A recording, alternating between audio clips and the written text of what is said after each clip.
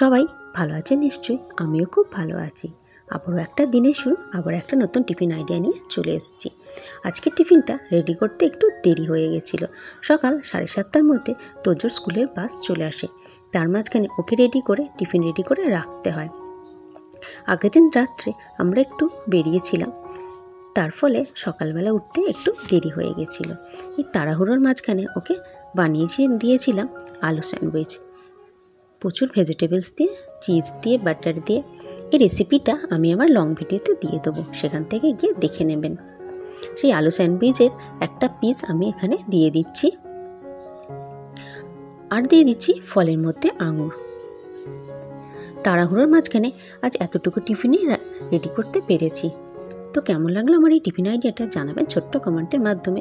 আরও নতুন নতুন টিফিন আইডিয়া পাওয়ার জন্য আমার চ্যানেলটাকে প্লিজ একটু সাবস্ক্রাইব করবেন।